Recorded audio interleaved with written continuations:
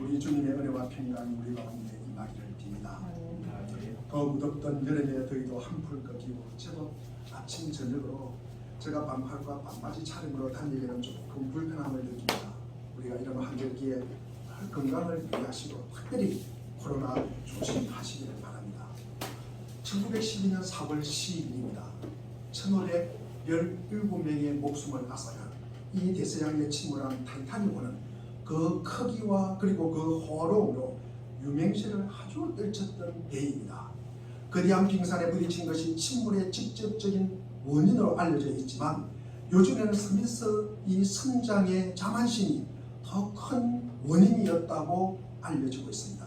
큰 배를 이끌어가는 리더인 이 스미스 선장의 성공 정체감에 취해서 자신의 노련함을 믿고 수차례 빙산 경보를 갖다가 무시한 채 항해를 강행하여 일어난 사고라고 합니다.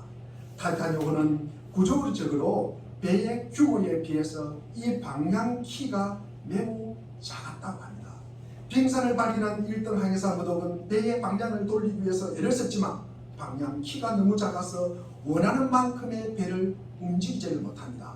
타이타닉호는 배난을 감지하지 못하는 이 지도자와 그리고 배난에 능동적으로 대처하지 못하는 그 구조와 그리고 조직을 가진 공동체가 침몰할 수밖에 없음을 보여주는 아주 중요한 예 중의 하나로 우리에게 자유 사용되고 인용되는 내용입니다. 빙산을 향해 나아가는 이미 빙산과 부딪혀 침몰하고 있는 타이타닉호, 이 배가 우리의 모습이 아니기를 바랍니다. 우리의 공동체가 아니기를 바랍니다. 우리의 나라가 아니기를 바랍니다. 우리가 처한 어려움은 대외적인 것이라기보다는 외부 문제에 대한 대처 방안이 부족해서 내부적인 소홀로 그리고 갈등과 분열과 부정부패가 가득하게서 오는 것입니다. 더 심각한 것은 이런 혼란과 위기를 어떻게 극복할 것인가를 도모하는 때 우리가 신경을 써야 하는데 각자 자기 이익만을 챙기느라고 바쁩니다. 각자 도심입니다. 우리가 마음이 바로 잡혀 있으면 어떤 문제라도 극복할 수 있지만 내면의 갈등을 극복할 때는 이 내면의 갈등이 극심할 때는 그 어려움이 또 커질 수밖에 없습니다. 가정 안에서도 갈등과 위기가 일어날 때 가족들이 함께 수습하고 함께 힘을 모으면 그리고 대처해 나가면 오히려 그 가족들이 더 한데 뭉치고 하나가 되고 더 견실하게 되는 계기가 됩니다. 교회도 마찬가지입니다. 국가도 마찬가지입니다. 나라도 마찬가지입니다. 문제는 내부 갈등을 어떻게 처리하느냐에 있습니다.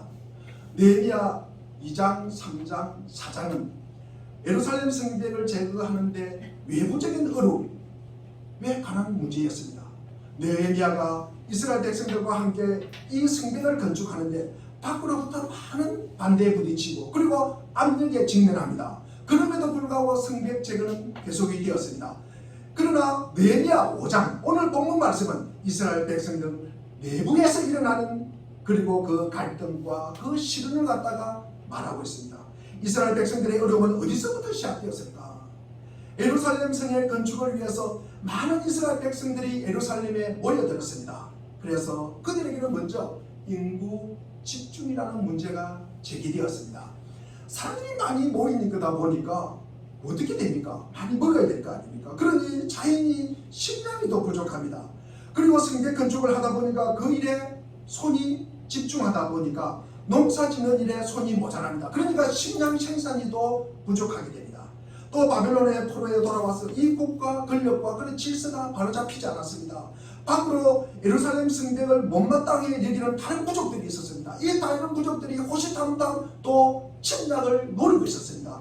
이런 상황 속에서 예루살렘 성문을 열고 나가서 밖에서 농사를 짓는다는 것은 참 불가능한 일입니다. 설상가상으로 또 흉년이 들었습니다. 또한 그 당시 세계에서 가장 강력한 국가인 메데 바사 정부는 그들에게 속한 모든 속국들에게 과도한 세금을 징수를 합니다. 이런 압력을 견딜 수 없었던 이스라엘 민중들은 밥과 포도원 그리고 짐승들을 저당 잡힙니다. 심지어 자기 자녀들을 노예로 팔게 되는 행복이 되었습니다.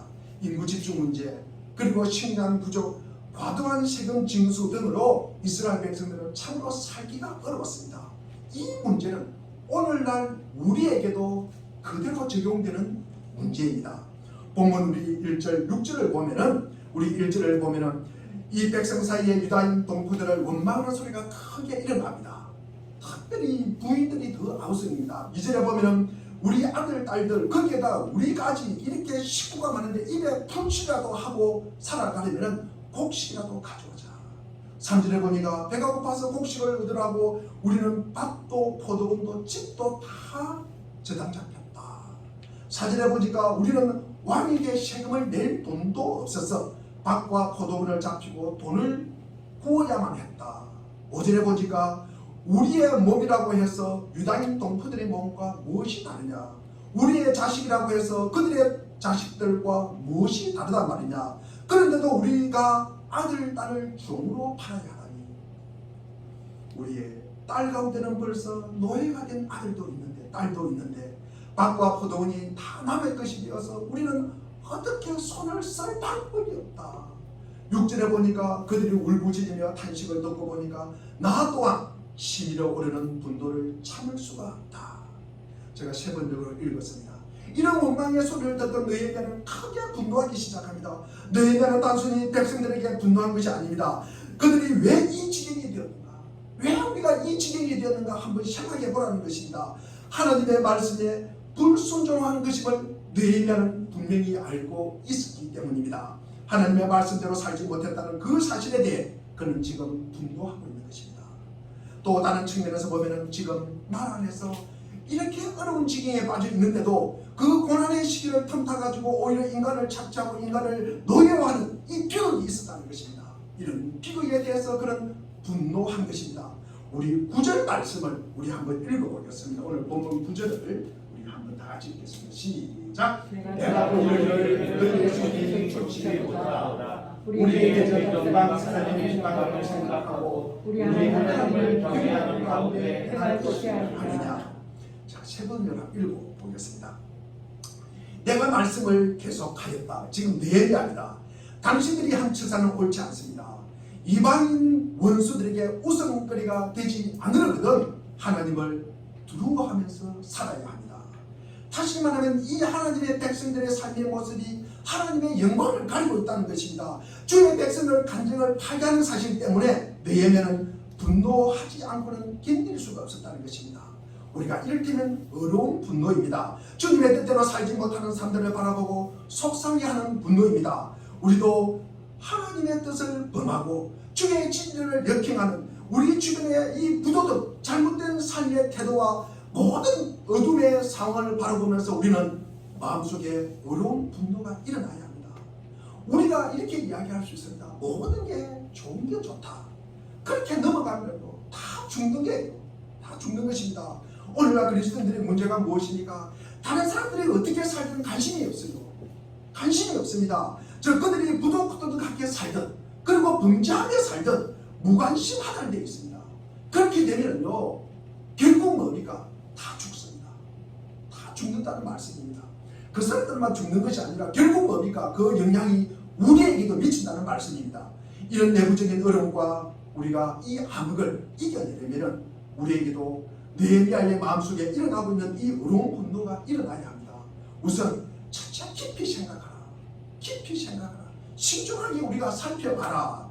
오늘 우리 7절 말씀을 앞부분에 보면은 우리 7절 앞부분에 보면은 뭐라고 되어 있습니까?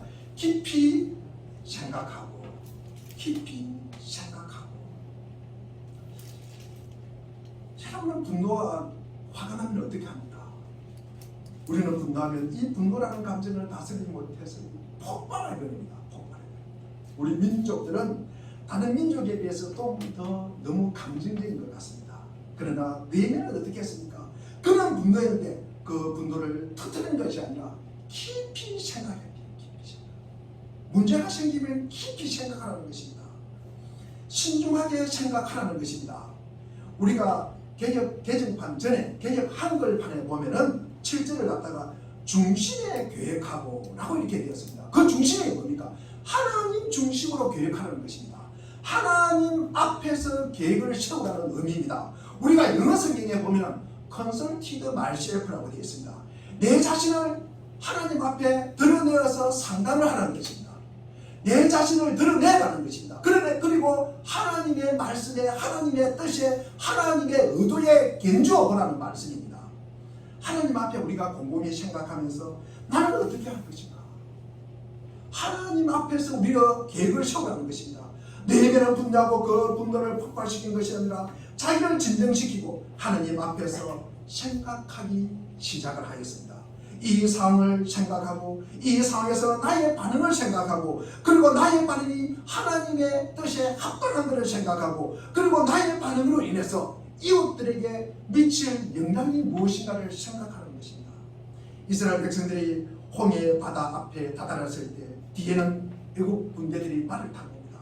앞에는 바다가 가로돌려 있습니다. 어쩔 줄 몰랍니다. 근데 이스라엘 백성들이 어떻게 합니까? 모세를 원망합니다. 모세를 불평합니다. 출애굽기 14장 11절에 보면은 그들은 모세를 원망했다.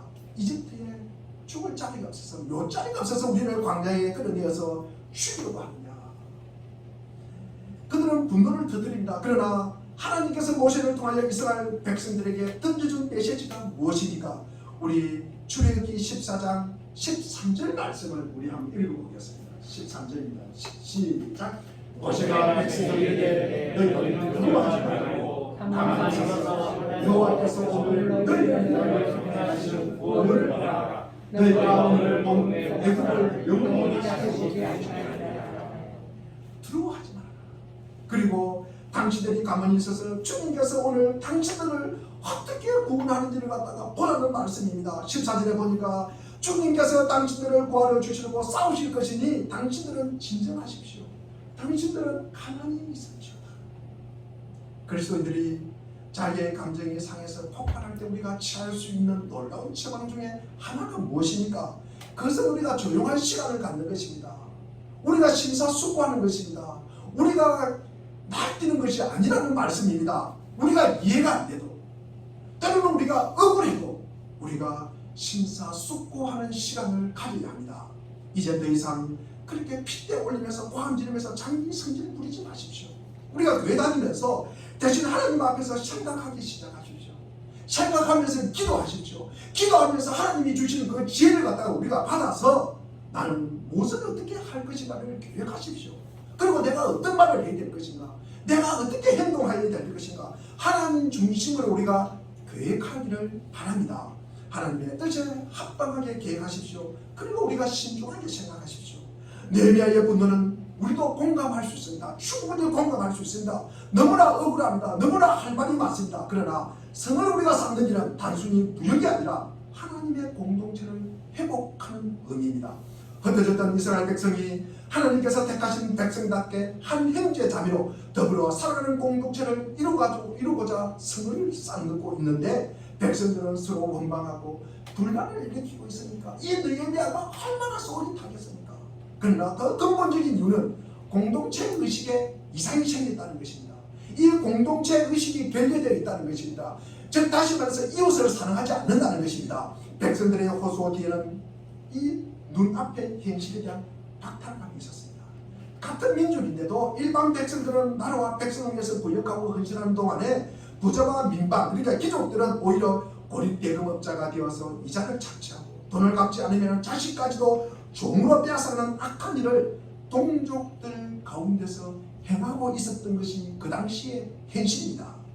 이스라엘 백성들이 본질적으로 하나라는 이 공동체 의식이 없다면 성을 쌓아서 못할 것입니까? 아무 소용이 없는 것입니다. 마찬가지로 우리 사회도, 우리 가정도, 우리 개인도 위기 앞에서 우리 자신이 해야 할 일이 무엇인지, 우리에게 이 가정과 이 공동체와 그리고 이 나라를 하나님께서 허락하신 이유가 무엇인가, 우리 민족을 향해서 어떤 우리가 꿈을 품어야 하는지를 우리는 고민하셔야 됩니다.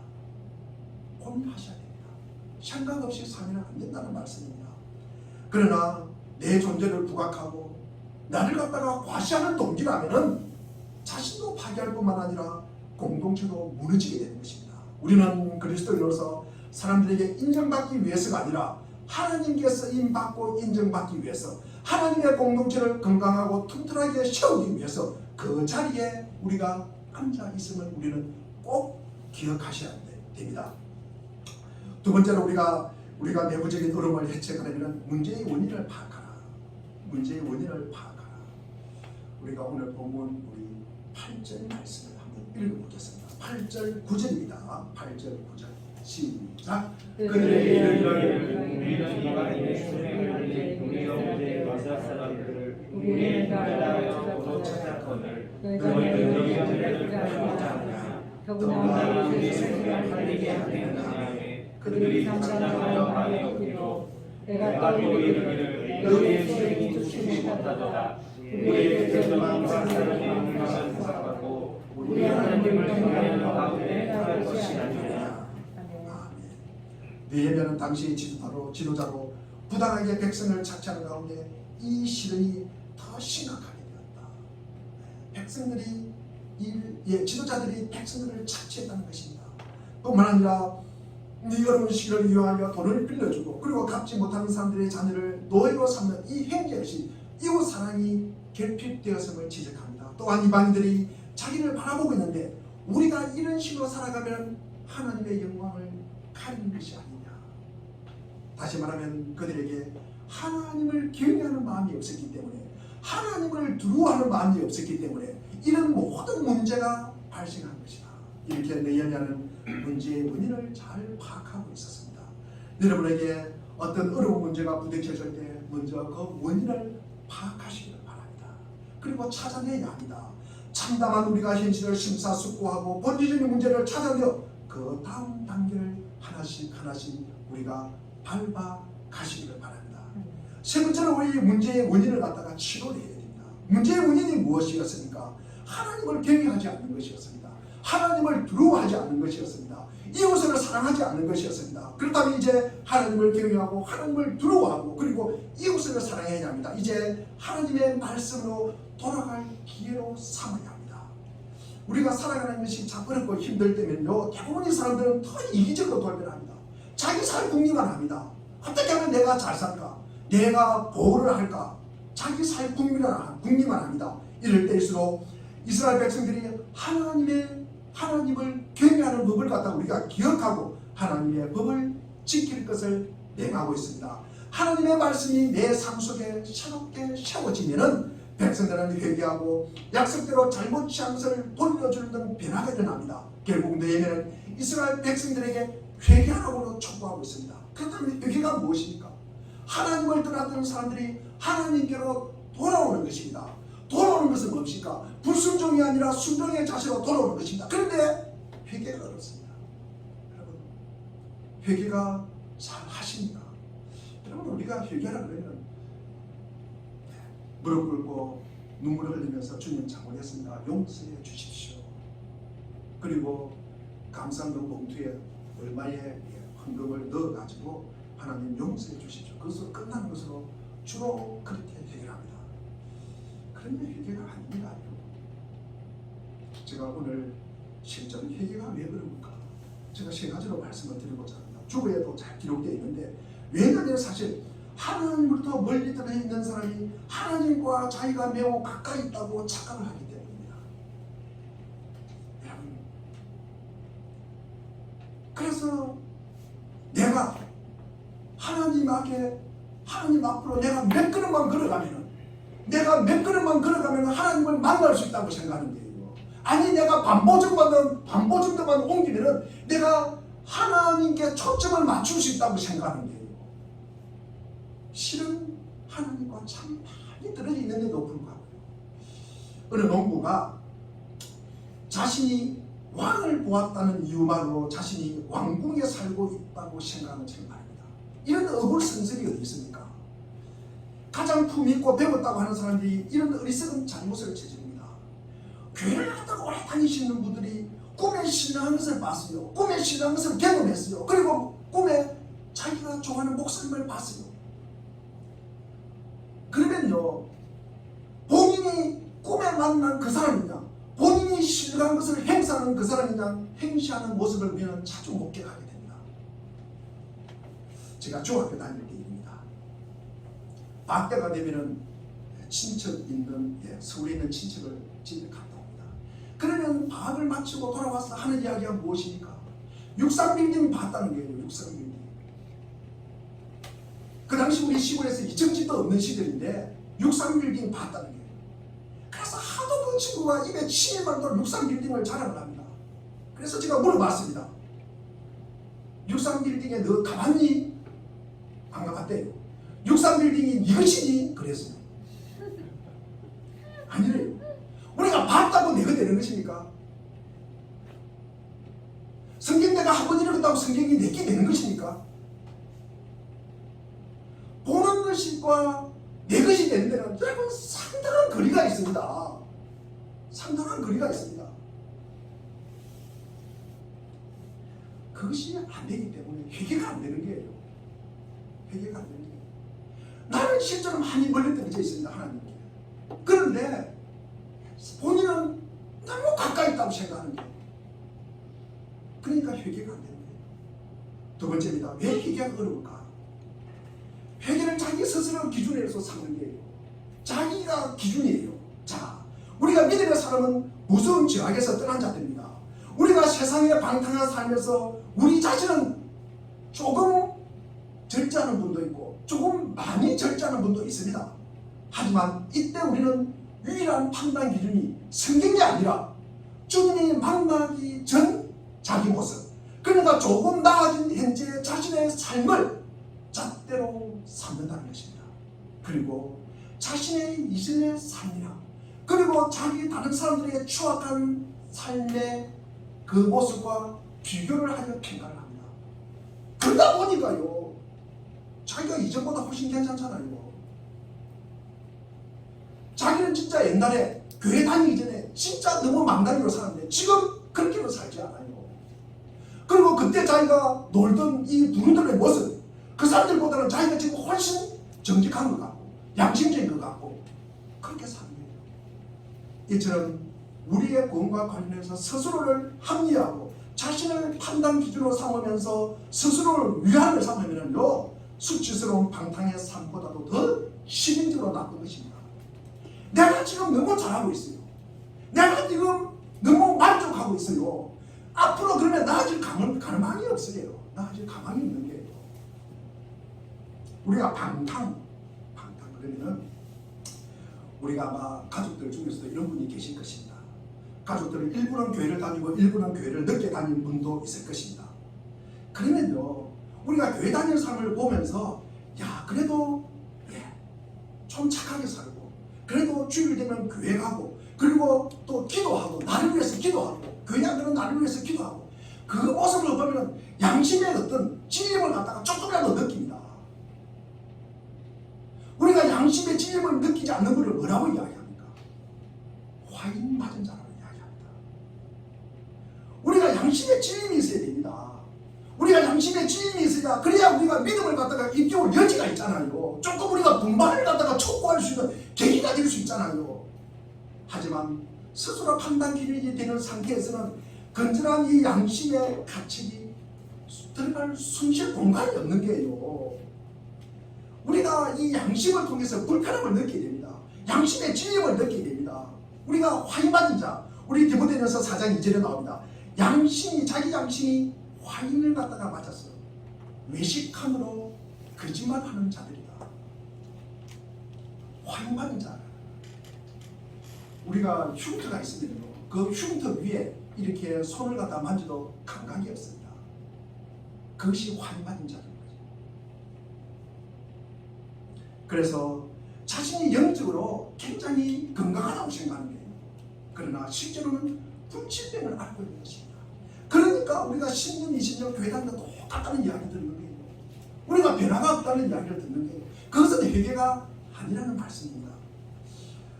세 번째로 우리가 이 회개가 잘 안 되는 이유가 어떤 사람이 부흥회에 참석합니다. 눈물을 엄청 많이 흘립니다. 우리는 그가 회개했다고 생각합니다.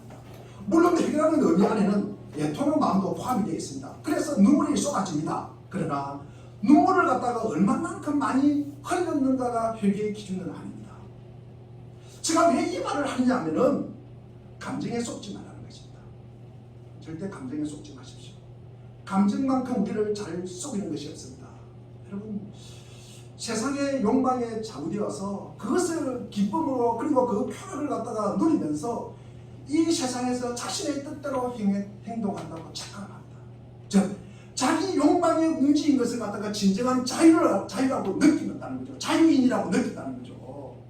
자, 우리는 자신의 감정에 충실한 행동을 할 때만 자신이 자유인이 된다고 생각합니다.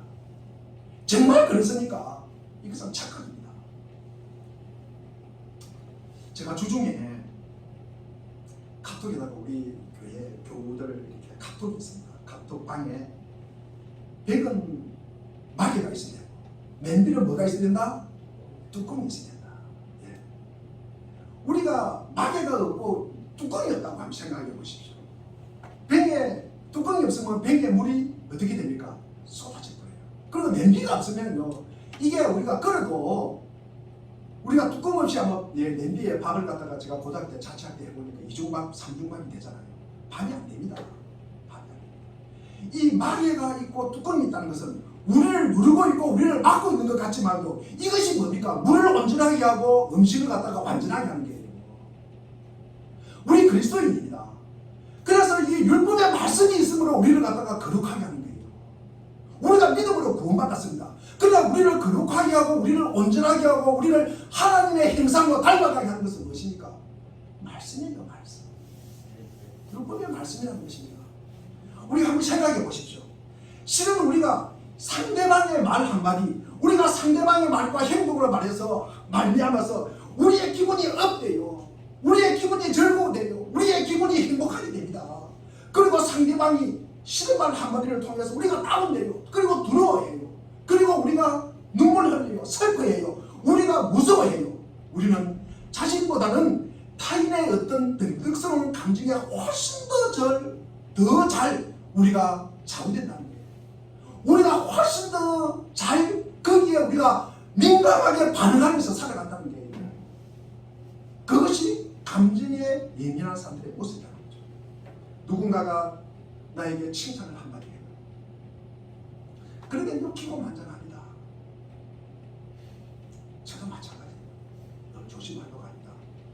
설교를 마치고 어느 분이 카톡으로 목사님 설교 은혜 받다. 그러면 제가 대한민국에서 설교 제일 잘하는 줄 알아요.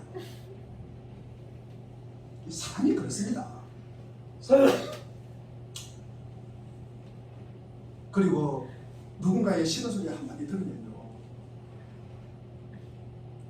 특별히 우리 애들에게 아빠 오늘 설교가 길었어요. 그러면요 땅에 들어가고 싶어요. 우리는 그만큼 감정에 예민하게 움직이고 살아가는 사람들입니다.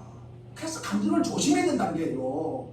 우리가 그것이 기준이라고 생각하면 안 되는 거 아닙니까? 그래서 우리가 이 타인의 이게 감정에 우리가 타인의 이게 말 한마디에 우리가 자충우돌 하고 우리가 거기에 우리가 예민하게 반응하는 것은 뭡니까? 우리가 그 감정에 노예가 되는 거예요. 그것이 자유인이 아니라는 말씀이에요. 자유가 아니라는 말씀입니다. 감정은 우리를 속입니다. 이 감정은 결코 충분하다고 말하는 법이 없어요. 우리가 선한 믿음으로 하나님을 사랑한다고 하면서 동시에 하나님의 복음에서 세상을 그렇게 저주하는, 어떻게 하나님께서 저주하는 이 세상을 우리는 어떻게 그렇게 면밀하게 사랑하면서 살아갈 수가 있습니까? 우리가 십자가를 사랑한다 하면서 어떻게 우리는 그분의 일을 주저하고요, 어떻게 그분이 지은 이 피조물의 아픔을 우리는 외면하면서 살아갑니까? 우리가 예수 그리스도의 벌로 제사함받고 하나님의 자녀가 되었음을 고백합니다. 어떻게 그러면서도 그분을 향하여 실망시키고 화나게 합니까? 어떻게 그분을 향한 자신의 사랑을 드러내는 일을 갖다가 등한시하며 살 수가 있다는 말씀입니까? 하나님을 사랑한다고 하면서 어떻게 그분으로부터 사랑받는 일에만 우리가 골몰하고 살아갈 수가 있습니까? 사랑받기만 하려고 합니까? 이것은 뭡니까? 사기꾼이에요, 사기꾼. 야비한 일입니다. 우리가 마태복음 7장 19절에 보니까 좋은 열매를 맺지 않는 나무는 찍어서 불에 던져진다고 했습니다. 실로 하나님의 사랑의 열매를 맺지 않는 사람은 죽어 뿌리가 말라버린 자들입니다. 그런데 회개가 무엇입니까? 우리가 하나님의 영역 밖에 있다가 하나님의 영역 안으로 돌아오는 것입니다. 하나님의 다스림, 하나님의 통치에서 벗어나 있다가 우리가 그 안으로 들어오는 것입니다. 결국 뭡니까? 우리가 말씀을 말씀대로 받는 게요. 말씀에 순종하는 게요. 오늘 우리 10절 말씀을 한번 보겠습니다. 10절 말씀. 자, 10절 말씀 보겠습니다. 시작. 나와 내 형제와 종자들도 역시 공동과 양식을 백성에게 구워 주었거니와 우리가 그 지자를 것이지라. 그래서 나도 잘못했고 나의 친족도 잘못했고 나의 아내사님도 잘못했다는 게요. 다 그랬지 않냐? 우리 그거 지금 멈추자는 게요. 멈추자. 잘못한 거 멈추자는 게요. 우리 11절 말씀 읽겠습니다. 11절 시작. 언제 멈추냐? 시작. 그는 그들에게 오늘이라도 그들의 맛과 포도맛과 감나무가 지겠어. 너희가 구워준 돈이나 양식이나 새 포도주나 기름에 100분을 돌려보내라. 오늘이라도 제가 세 번을 읽어보겠습니다. 그러니 당신들도 밭과 포도과 올리브 밭과 집을 오늘 당장 돌려주십시오. 돈과 곡식과 새 포도주와 올리브 기름을 부어주어서 비싼 이자도 당장 돌려주십시오. 즉시 돌려주라는 것입니다. 즉 회개란 자신이 잘못되었음을 깨달았으면 그것을 즉시 그만두고 그리고 변상할 일이 있으면 즉시 변상하라는 것입니다. 잘못했다고 눈물 흘리고 가슴치고 통곡하는 것, 그것만 회개하는 것 아닙니다. 진정한 회개란 잘못하고 있었던 일을 그만두고 새로운 일을 시작하는 것입니다. 하나님께서 나에게 주신 이 사명의 일을 찾아서 우리가 그 일을 시작하는 것입니다. 언제 시작해야 됩니까? 당장 시작해야 되는 것입니다. 즉시 시작해야 되는 것입니다. 오늘이라도 죄를 버리고 시작해야 합니다. 당장 시작하십시오. 우리는 다음과 같이 말하기 쉽습니다. 이제 예수 믿고 그런 행동 차차 고치십시오. 저도 차차 교회 나가겠습니다. 그러면서 차차 끊어야죠. 죄를 갖다가 차차 끊을 수 있습니까? 없습니까? 죄를 갖다가 차차 끊을 수 있습니까? 없습니까? 없습니다. 여러분, 죄라는 것은 단번에 끊어야 되는 거예요. 담배도 단번에 끊어야 되는 거예요. 우리가 죄 확 돌아서야 되는 것입니다. 그 자리에서 180도로 딱 돌아서야 되는 것입니다. 오늘 5도 정도, 그 다음날 5도 정도, 그렇게 제가 돌아가는 삶을 보지는 못했습니다. 여러분, 진정한 해결한 스스로를 위한 이 맹목적인 자기, 특별히 자기 욕망, 이 자기 자아에서 벗어나야 되는 것입니다. 항상 나를 가로막는 것은 항상 나를 가로막는 나에게 라는 이 아둘러라는 이 신학자가 쓴 책이 있습니다. 항상 나를 가로막는 나에게, 항상 나를 가로막는 것이 누구라고요? 나입니다. 나를 불행하게 하는 건 누구라고요? 나입니다. 나를 갖다가 행복하게 하는 것은 나입니다. 나. 제가 어느 책에서 봤던 내용입니다. 아직도 생각이 납니다.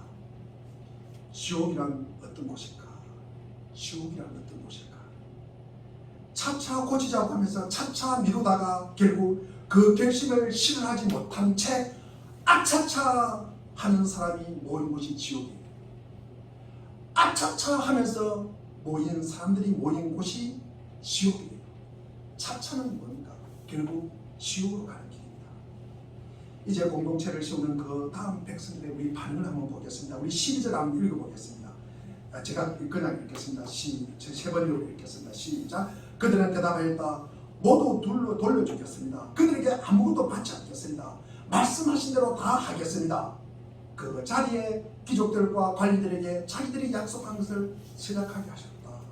백성들이 이제 회개하고 잘못을 갖다가 멈춥니다. 그리하여 차츰 고난이 극복되기 시작합니다. 13절에 보니까 나는 또 나의 주머니를 털어보이면서 자기의 주머니를 털어보이면서 이 서약을 지키지 않는 사람은 하나님이 그 집과 재산을 이렇게 다 빈털터리로 만들어주겠다.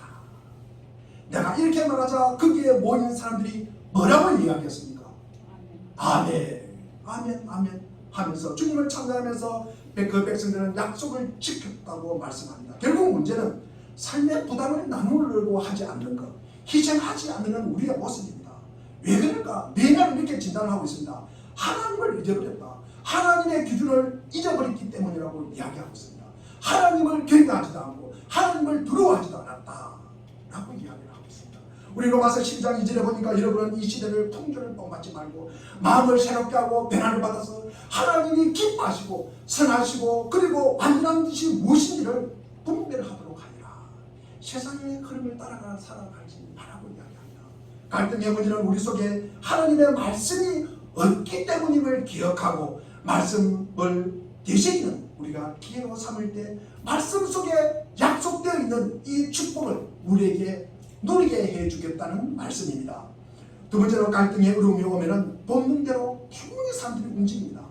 그렇게 피자 물고 뜯고 먹으면 망할 수밖에 없다는 것이 세상의 성경의 진리입니다.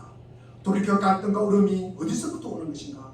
하나님의 말씀이 하나님의 말씀으로서 있기를 돌아보는 기회로 삼아야 할 것입니다. 다윗의 실수로 어려움이 많았지만 하나님께서 끝까지 쓰신 이유가 무엇입니까? 위기와 그리고 어려움에 직면했을 때마다 하나님 앞에 늘 자신을 살폈기 때문입니다. 지혜로운 자는요, 우리의 남은 날을 계수하는 자입니다. 우리의 내가 이 땅에 남은 날이 얼마나 될까 손가락으로 셀 수 있다는 것입니다. 그 자가 지혜로운 자입니다. 자기를 하나님 앞에 저울로 달아보는 자가 지혜로운 자입니다. 우리는 시편 51편에서 우리에게 이야기하고 있습니다. 우리 시편 51편 우리 한번 10절, 11절, 12절 말씀을 한번 읽어보겠습니다. 시작. 하나님이여 내 속에 정한 마음 찾으시고 내 안에 정직한 마음을 새롭게 하소서. 나를 주 앞에서 쫓아내지 마시며 주의 성령을 내게서 고치게 하소서. 주의 구원의 전공을 내게 회복시켜 주시고 자원하는 신들을 주소서. 나를 붙드소서. 그렇습니다. 주님께서 베푸시는 이 구원의 기쁨을 나게 회복시켜 주옵소서. 구원의 기쁨을 우리가 구원의 감격을 돈으로 살 수 있는 것이 아닙니다. 내가 이 구원의 기쁨을, 내가 이 구원의 감격을 내가 지탱할 수 있도록 내게 자발적인 마음, 이 자원하는 심령을 갖다가 내게 달라는 것입니다. 나의 믿음이 날마다 상승시켜간다는 것입니다.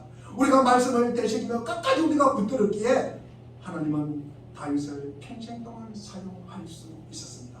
갈등과 방황의 시간을 지내고 있다면 분노와 흥분의 감정에 이끌려 마냥 따라가지 않도록 주의하시기를 바랍니다.